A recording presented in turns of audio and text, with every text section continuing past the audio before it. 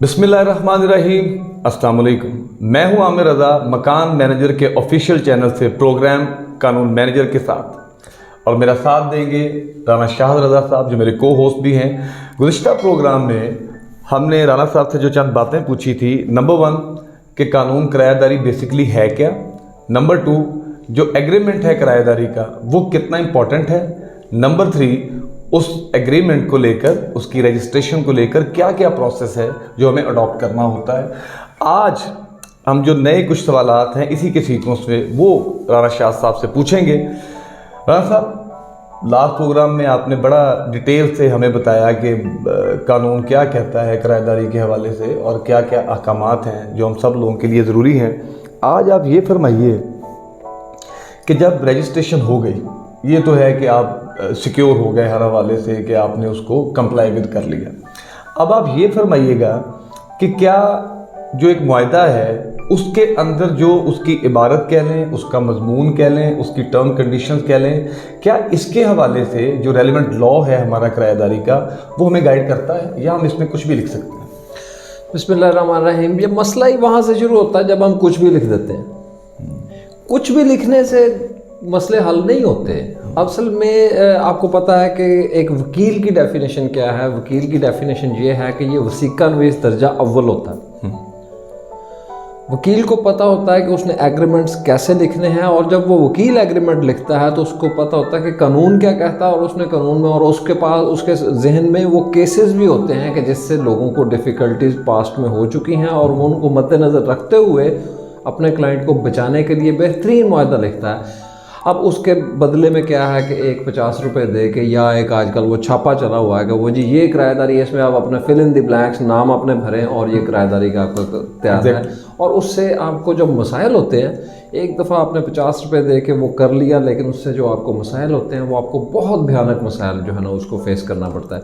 अब कानून किराएदारी जो है उसने इसमें बेसिक टिप्स तो दी हैं कि आपने इसमें क्या लिखना है, कि जो लाजमी चीज़ें हैं वो उसमें आपने क्या लिखनी है, लेकिन फिर भी आपको अपने जो ये टेलर मेड कोई भी नहीं बता सकता कानून कि आप क्या क्या लिखेंगे। वो आप दो लोगों का आपस का मामला होता है। जब वो आते हैं तो फिर टर्म्स एंड कंडीशन शरायत उसकी वहाँ पे तय की जाती हैं। वो अपना एग्रीमेंट लिखने वाले को बताते हैं, और एग्रीमेंट लिखने वाला आपकी ज़रूरियात को मद्देनज़र रखते हुए वो आपको बताता है। अब उसमें कानून क्या कहता है? कानून किराएदारी रेंटल प्रेमिसेस एक्ट 2009 उसके मुताबिक क्या है, उसके मुताबिक उन्होंने बताया है कि जी नंबर 1 आपने उसमें क्या लिखना है कि आपने किराए पे देने वाले और किराए पे लेने वाले के मुकम्मल कवायफ उसमें लिखने। बिल्कुल दुरुस्त है, उनका इंट्रोडक्शन बेसिकली आ जाए। ओके, नाम, पता, शनाख्ती कार्ड का नंबर और वल्दियत वगैरह सारा कुछ बिल्कुल ठीक, वो सारा उसमें आएगा। पहली चीज़ होगी।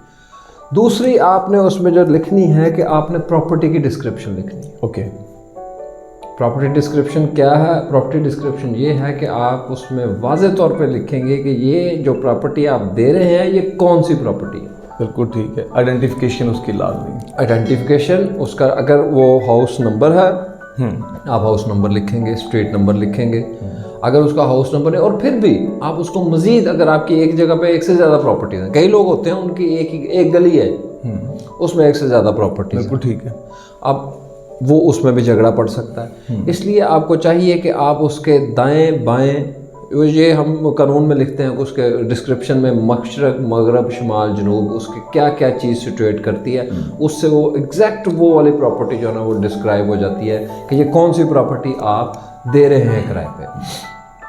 इसके अलावा वो कहते हैं कि जी आपने उसमें एक लाजमी चीज़ जो लिखनी है वो है कि इस किराएदारी की मुद्दत कितनी। बिल्कुल ठीक है। एक ये भी चीज़ देखने में आई है, अक्सर औकात जो है ना वो पिछले कई सालों में वो ये देखते आ रहे हैं कि बहुत सारे लोगों ने मुद्दत किराएदारी, ये मेन चीज़ है, उसको ही नहीं लिखा होता, ये कितनी देर के लिए। ओके, वो कहते हैं ये चलता जाएगा, चलता जाए तो उसमें कोई अर्ज नहीं है, लेकिन आप उसको रिन्यू कर लें, कितनी देर लगती है आपको। साहिवाल जैसे छोटे शहर में तो ये बहुत आसान है, बड़े शहरों में भी ये मुश्किल है, तो क्योंकि उन लोगों को अपना काम छोड़ के जाना पड़ता, लाहौर वगैरह, लेकिन फिर भी शुरू की दिक्कत को बर्दाश्त कर लें, आखिर के मामलात में बिल्कुल उसमें ख़राब होने से बेहतर है कि आप शुरू में थोड़ी सी परेशानी जो है वो कबूल कर लें और एक दिन इसके लिए डेडिकेट कर दें और करने के साथ ये कर लें। मुद्दत किराएदारी बहुत ज़रूरी है उसमें लिखनी। फिर आपने ये लिखना होता है कि किराया आप कितना लेंगे। ओके, और मंथली। हाँ, मंथली किराया। उसके साथ आप ये भी लिखें कि अगर आपने एडवांस लिया है वो कितना लिया है। ओके, किराएदारी ख़त्म होने पर वापस होगा, नहीं होगा, क्या होगा। उसमें क्या क्या एडजस्टमेंट हो सकती हैं, यूटिलिटी बिजनेस सो। फिर कानून में ये भी है कि अगर आप चाहें, ये आपके ऑप्शन पे है, अगर आप चाहें तो आप ये भी लिख सकते हैं कि किराया देने का तरीकाकार क्या होगा। मसलन आप कहें कि जी मेरे बैंक अकाउंट में ये जमा करवाइए, मेरा बैंक अकाउंट है, आप किराएदारी में लिख दें कि ये बैंक अकाउंट है। बिल्कुल ठीक। तो उसमें लिखने से किराएदार के लिए भी सहूलत है, मालिक मकान के लिए भी सहूलत है। अक्सर ये भी मामला आ जाता है कि किराएदार कहता है कि मैं तो इसको किराया देता रहा हूँ, तो ये मुझसे वसूल करता रहा, और मालिक मकान कहता है कि इसने पिछले 4 माह से मुझे किराया नहीं दिया, तो इसलिए अब मैं इससे खाली, वो कहता है कि मैं तो पूरे अरसे का देता रहा। अब इसका प्रूफ क्या है। वो जो बाई हैंड देने वाले फंस जाते हैं। वही एग्जैक्टली, बिल्कुल ठीक। तो उसको साबित करना पड़ता है, उसके लिए लिटिगेशन लंबी चलती है। इसलिए आप अपना बैंक अकाउंट दे दें। बैंक अकाउंट बेहतरीन चीज़ है, उसमें जो भी ट्रांजैक्शन किराएदार करेगा उसकी भी सेफ्टी है कि उसने किराया दे दिया, मालिक मकान की भी सेफ्टी है। और कानून आपको ये कहता है कि अगर आप चाहें तो आप अपना मोड ऑफ पेमेंट के तरीकाकार जिससे आप किराया वसूल करेंगे वो आप उसमें किराएदारी में दर्ज कर दें। बिल्कुल ठीक कि किस तरीके से आप किराया लेंगे, और उससे सारे होते हैं। एडवांस और सिक्योरिटी का मैंने आपको बता दिया। और अगर आपने ये कह दिया कि जी ये किराएदारी चलेगी, मसलन अगर ऐसे होता है कि जैसे आप कह लें कि जी 1 साल के लिए किसी को किराए पे दे दिया, बिल्कुल ठीक है। 1 साल के लिए आपने उसका किराया तय कर लिया, कह लें कि 10,000, ठीक, पर मंथ 10,000 आ गए। 10,000 तय कर लिया। अब साल पूरा हो गया, आपके तल्लुकात आपके किराएदार से बेहतरीन है, आप कहते हैं कि इसने मेरी प्रॉपर्टी को बहुत अच्छे तरीके से रखा है और मैं दूसरा किराएदार जो ढूंढूंगा तो इसी को मैं चलने देता हूँ। नया वायदा आप नहीं करते, कल को आपका झगड़ा पैदा हो जाता है, आप कहते हैं कि 10,000 तो मैंने पिछले किरायानामे में लिखा था, अब तो इसका किराया बड़ा कॉमन है, अब तो इसका मैं ज़्यादा किराया लूँगा। कानून ये कहता है कि अगर आपने जो लिखा था पिछले किराए में वही कंसिडर होगा, वही कंसिडर होगा। हाँ, आप ये ज़रूर कर सकते हैं, उसमें कानून में भी ये है कि आप उसमें लिख दें कि मैं इसमें कितनी सालाना इजाफा करूँगा, अनाउंसमेंट करूँगा। नॉर्मली 10% जो चलता है, 10% चल जाता है, 10%, 5%, 20%, जितना भी वो करना है वो आप उसका सालाना इजाफे का उसमें जिक्र कर सकते हैं। तो ये सारी चीज़ें और बाकी जो है उसके ये सारे जो कंटेंट्स हैं ये उस किराएदारी के मुआहदे के अंदर होते हैं। इसके अलावा जो भी शराइत आपकी तय हुई हैं वो सारी की सारी वो केस टू केस डिफर करती हैं। ठीक है। वो अच्छा, कुछ सर्टेन डेट बता देनी कि फलां डेट तक ये पेमेंट की जाएगी। हाँ, कानून उसमें ये कहता है कि आप ये तो ज़रूर लिखें कि जी कब तक आएगा। अगर आप नहीं लिखते कि ये किराया किस तरीके से को देगा, तो फिर वो कहता है कि किसी भी महीने की 10 तारीख तक किराया देना लाजिम है। लिखा है या नहीं लिखा, प्रज्यूम कर लिया जाएगा अगर वो डेट उसमें मेंशन कानून में है।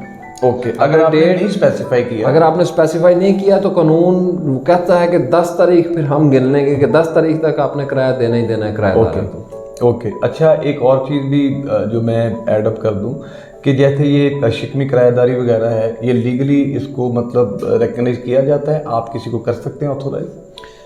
इसमें कानून में वाज़ेह तौर पे एक सेक्शन मौजूद है, सेक्शन 11 है रेंटल प्रेमिसेस एक्ट का। ओके। और वो आपको ये कहता है कि जी हाँ, मैं किराएदार हूँ, आप लैंडलॉर्ड हैं, मैं आपसे इजाज़त लूँगा, और वो इजाज़त जो है वो फिर वही बात आ जाती है कि जो भी चीज़ है, इजाज़त है या आपस में मुआहदा है, तहरीरी होना चाहिए। ओके, उसी एग्रीमेंट में आप एक शिक लिख, उसी एग्रीमेंट में लिख लें।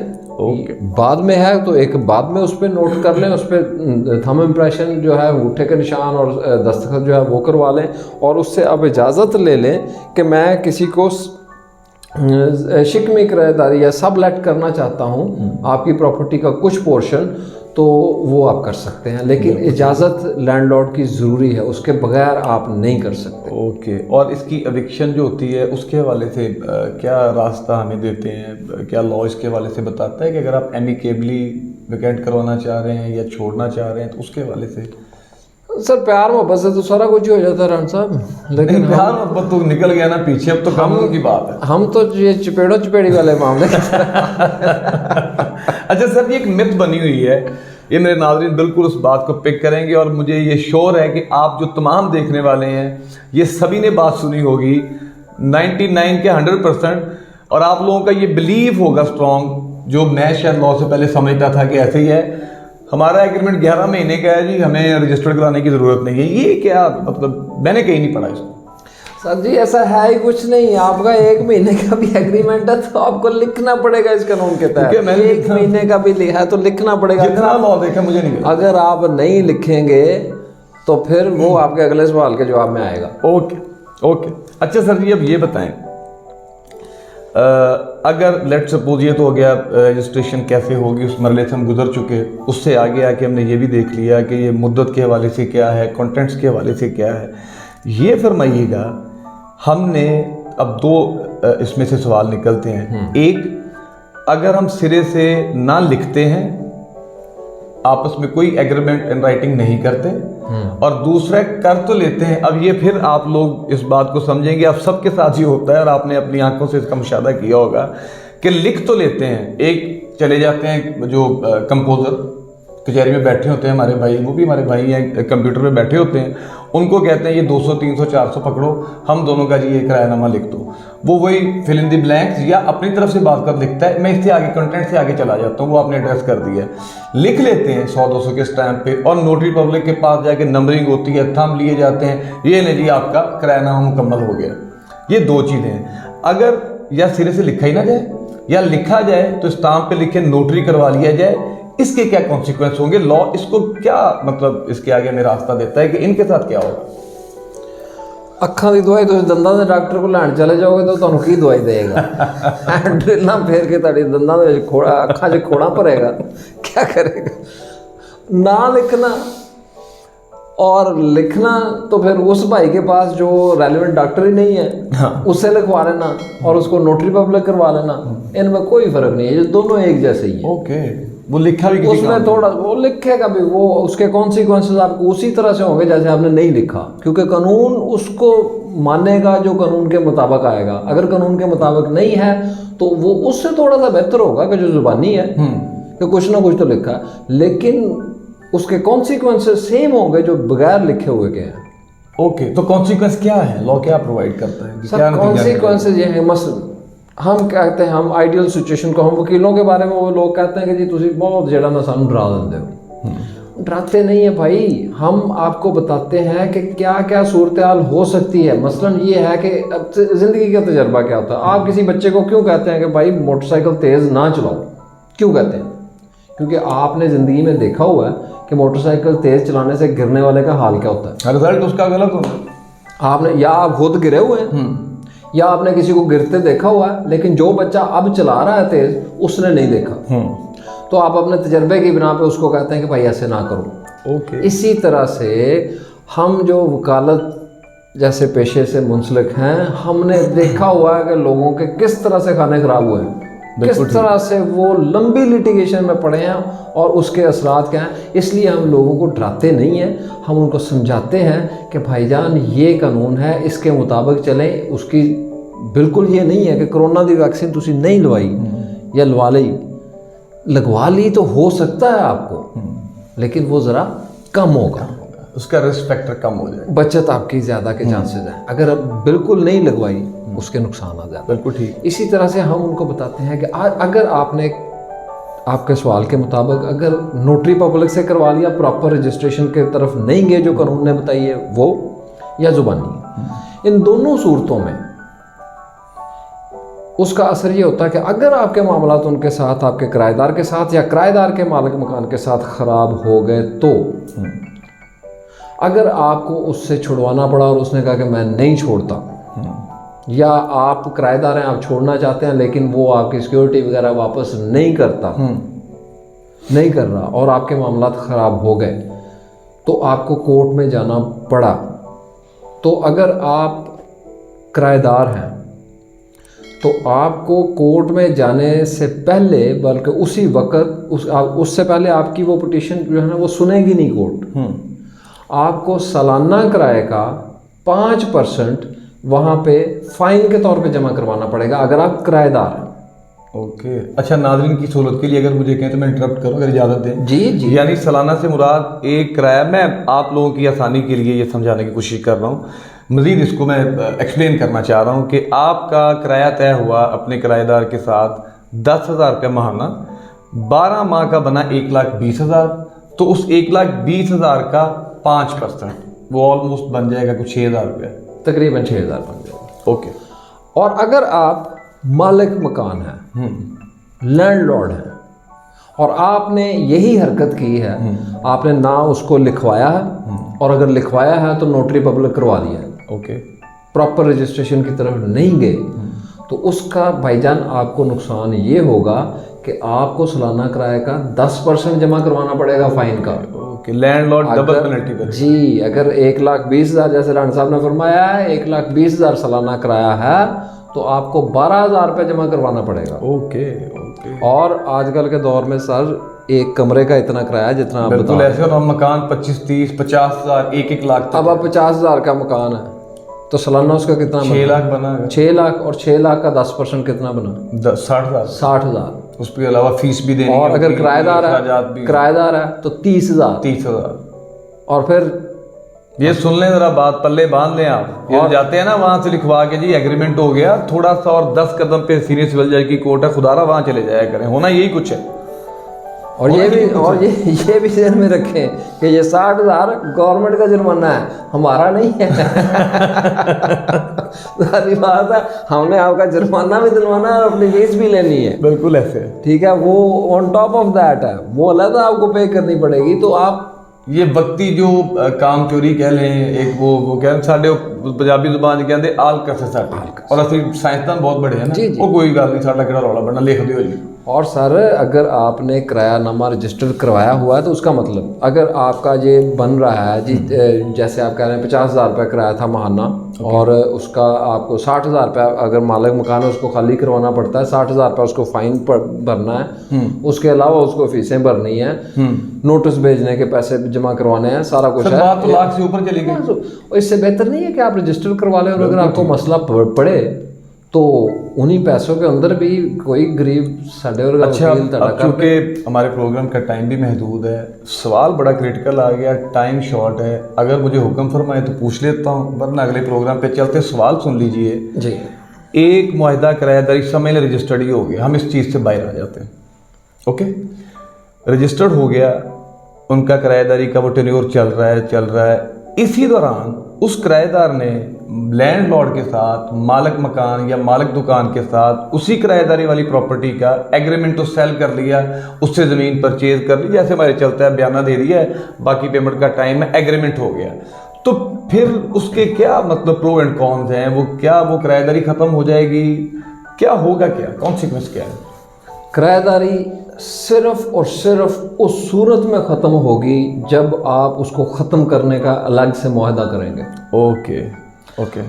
अदरवाइज़ अगर मैं आपका किराएदार हूँ और मैंने आपसे वही प्रॉपर्टी ख़रीदने का मुआहदा कर लिया है, फुल पेमेंट नहीं की है, और दरमियान में वो सौदा पूरा नहीं हुआ, तो वो जो ख़रीदो फरोख्त का मुआहदा है वो किराएदारी के मुआहदे को आज खुद ख़त्म नहीं करेगा। ब्यूटीफुल, बिल्कुल ठीक हो गया। वो उसके अंदर ही वो उसको किराएदार ही तस्वुर किया जाएगा, उसका कोई असर नहीं होगा। ये वाज़े तौर पर कानून में लिखा हुआ है, स्टैचू के अंदर लिखा है, ये लिखा हुआ है। ये बात आप जो समझते हैं, उसका कोई असर नहीं होगा। आपने बयाना कर लिया तो ठीक है जी, अब मैं किराएदार नहीं हूँ, और ये झगड़ा हो जाता है कि जी अब इसका किराया देना है, मैं तो सौदा कर लिया था, अब तो मैं ये वो चुंगे मुंगे मैं इसमें रह रहा हूँ क्योंकि मैंने तो खरीद ही लेना जी। बिल्कुल असर नहीं होगा, आपको फिर भी किराएदार के तौर पे ही तस्लीम किया जाएगा। अगर आपने वो ख़त्म करना है तो आप उसका अलग से मुआहदा करेंगे, उसमें लिखेंगे कि ये मेरा किराएदारी का मुआहदा हुआ था, अब क्योंकि मैंने खरीदने का इरादा कर लिया है, अब वो किराएदारी का रिश्ता हमारा ख़त्म है, अब हम इतनी देर यानी मुझे ऐसे दे रहा है। जो मेरा बतौर किराएदार उसके ऊपर मैं कब्जा रिटेन कर रहा था, जब मैं उसको इन राइटिंग ख़त्म कर लूँगा तो फिर मैं बतौर ख़रीदार उसके ऊपर पोजेशन रखूंगा, फिर उसका किराया लागू नहीं होगा, उसकी term condition agreement to sell की उसके ऊपर वो आपकी मर्जी है ना, वो मालिक मकान जो है या मालिक जायदाद जो है उसकी मर्जी है कि वो उसको किराए के बगैर उसको कह देता है कि आपने एडवांस दे दिया, मुझे पैसे दे देंगे 1 महीने के अंदर। लोग तो 1000 के ऊपर भी। अच्छा, इसका मतलब ये हुआ, ये मेरे नाज़रीन देख रहे हैं, अक्सर ये होता है सर, अक्सर आना साहब ये होता है कि एक बंदे ने बेदखली फाइल की, लैंडलॉर्ड ने, मालिक मकान या मालिक दुकान ने, कि जनाब ये मेरा किराया नहीं दे रहा, ये नहीं कर रहा, वो नहीं कर रहा, लेकिन एग्रीमेंट टू सेल भी सब्सिक्वेंटली हो चुका है। ठीक है जी। जैसे वो किराएदार कोर्ट में आता है, वो अपना डिफेंस लेता है, जो लीव टू डिफेंड देता है, तो उस साथ क्या कहता है, मेरा तो इसके साथ एग्रीमेंट टू सेल हो चुका है।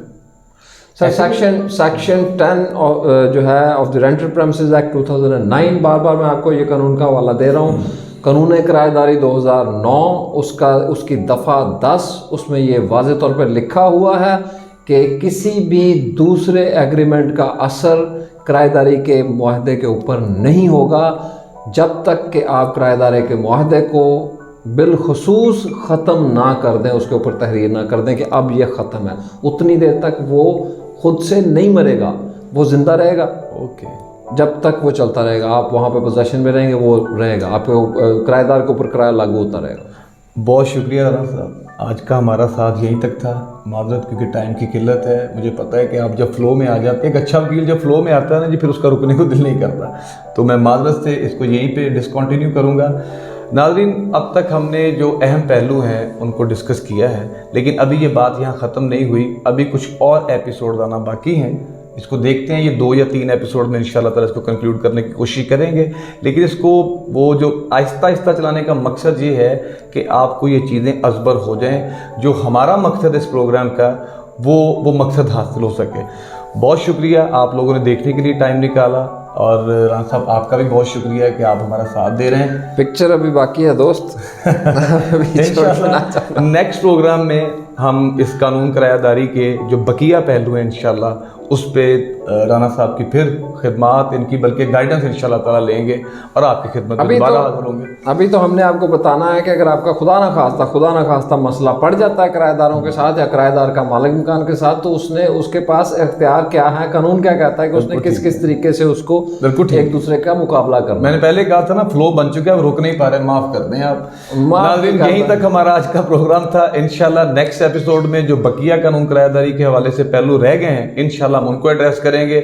बहुत शुक्रिया, अपना बहुत सारा ख्याल रखिए, अपना, अपने बच्चों का, अपने घर वालों का, अपने अड़ोस पड़ोस और अपने अजीज़ों कारोबार दोस्तों का बहुत ख्याल रखिए। हम दोनों को अपनी दुआ में याद रखिए। बहुत शुक्रिया। अल्लाह हाफ़िज़।